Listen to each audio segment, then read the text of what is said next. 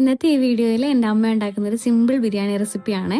ഒരു തട്ടിക്കൂട്ടി ബിരിയാണി എന്നൊക്കെ പറയാം. കാരണം യഥാർത്ഥത്തിൽ ഇങ്ങനെയാണോ ബിരിയാണി ഉണ്ടാക്കുന്നതെന്ന് ചോദിച്ചിട്ടുണ്ടെങ്കിൽ അത് അമ്മയ്ക്കും അറിയത്തില്ല.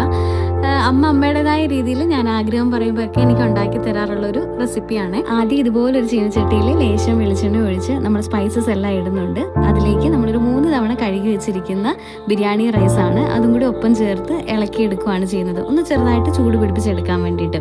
റൈസ് നമ്മളൊന്ന് ചൂട് പിടിപ്പിച്ചത് മാറ്റി വെച്ചിട്ടുണ്ടായിരുന്നു. ഇനി നമ്മൾ ചിക്കൻ്റെ പരിപാടി ചെയ്യാൻ പോവാണ്.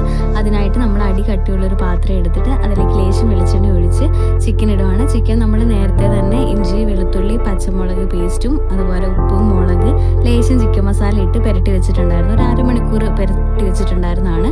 അതാണ് നമ്മൾ എണ്ണയിലിട്ടിട്ട് ഒന്ന് ചൂട് പിടിപ്പിച്ചെടുക്കുന്നത്. ഒരു ചെറിയ രീതിയിൽ ഒന്ന് വേവിക്കാനായിട്ട് നമ്മൾ വെക്കുവാണ്. ഇതിൽ നമ്മൾ കുറച്ച് മാത്രമാണ് വെളിച്ചെണ്ണ ഒഴിച്ചു കൊടുക്കുന്നത്. ഗ്രേവിക്കായിട്ട് നമ്മൾ സവോള കനം കുറഞ്ഞരിഞ്ഞത്, ഇഞ്ചി, പച്ചമുളക്, വെളുത്തുള്ളി പേസ്റ്റ് ഇത്രയാണ് എടുക്കുന്നത്. ഇത് നമ്മൾ എണ്ണയിലിട്ടൊന്ന് ചൂടാക്കുന്നുണ്ടായിരുന്നു. അപ്പോൾ ആ സമയത്ത് അമ്മ അടുപ്പിൽ റൈസിൻ്റെ പരിപാടി ചെയ്യുകയാണ്. റൈസ് നമ്മൾ ഈ ഒരു കലത്തിലാണ് വെച്ചിട്ടുണ്ടായിരുന്നത്. ഏകദേശം ഒരു 1.5 കിലോ റൈസാണ് നമ്മൾ എടുത്തിട്ടുണ്ടായിരുന്നത്. വെള്ളം നന്നായിട്ട് തിളച്ചതിന് ശേഷം നമ്മൾ നേരത്തെ ചൂട് പിടിപ്പിച്ചെടുത്ത് റൈസും ചേർത്ത് ഒരു നാരങ്ങയുടെ പകുതിയും കൂടി ഒഴിച്ചതിന് ശേഷം നമ്മൾ വേവിക്കാനായിട്ട് വെക്കുവാണ്. അതിലേക്ക് നമ്മൾ ആവശ്യത്തിന് ഉപ്പും അതുപോലെ തന്നെ ഒരു ഹാഫ് ലെമൺ എടുത്ത് അതിൽ നീര് നമ്മൾ ഒഴിച്ച് കൊടുക്കുന്നുണ്ടായിരുന്നു. റൈസ് വേഗം വെച്ചതിന് ശേഷം നമ്മൾ വീണ്ടും ഗ്രേവിയുടെ പരിപാടിയിലേക്ക് വരുവാണ്.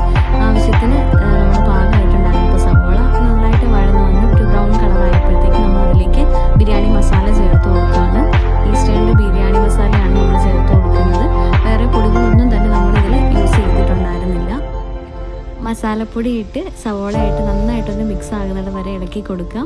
അതിനുശേഷം നമ്മൾ നേരത്തെ തയ്യാറാക്കി വെച്ചിട്ടുണ്ടായിരുന്ന ചിക്കനും ഇതിനോടൊപ്പം ഇടുക.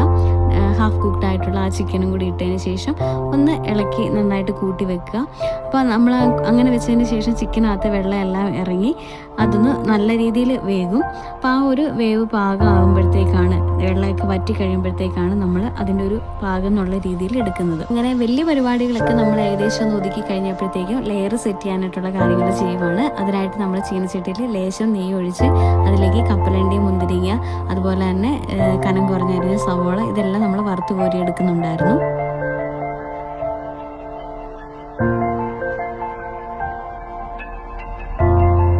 ഞാനങ്ങനെ ലെയർ സെറ്റ് ചെയ്യാനായിട്ടുള്ള പരിപാടികളൊക്കെ ചെയ്തുകൊണ്ടിരുന്നപ്പോഴത്തേക്കും തൊട്ടപ്പുറത്ത് ഒരാൾ സലാഡും കൂടി റെഡിയാക്കി എടുക്കുന്നുണ്ടായിരുന്നു.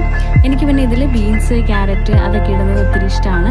സാധാരണ എല്ലാവരും വെജ് ബിരിയാണി അല്ലെങ്കിൽ ഫ്രൈഡ് റൈസ് ഒക്കെ ഉണ്ടാക്കുമ്പോഴത്തേക്കാണ് ഈ ഒരു ക്യാരറ്റ്, ബീൻസ് ഒക്കെ ചേർക്കാറ്. പക്ഷെ എനിക്കത് കടിക്കുന്ന ആ ഒരു ടേസ്റ്റ് ഇഷ്ടമായതുകൊണ്ട് ഞാൻ കപ്പലണ്ടി, മുന്തിരിങ്ങയൊക്കെ മൂപ്പിച്ചെടുത്ത ആ ഒരു നെയ്യിലേക്ക് തന്നെ നമ്മൾ ഈ ഒരു വെജിറ്റബിൾസും കൂടി ഇട്ടൊന്ന് ചൂട് പിടിപ്പിച്ചെടുക്കുന്നുണ്ടായിരുന്നു. പിന്നെ നമ്മൾ ലെയർ സെറ്റ് ചെയ്യാനായിട്ടുള്ള പരിപാടികളൊക്കെ സ്റ്റാർട്ട് ചെയ്തു. അതിനായിട്ട് നമ്മൾ ഇതുപോലെ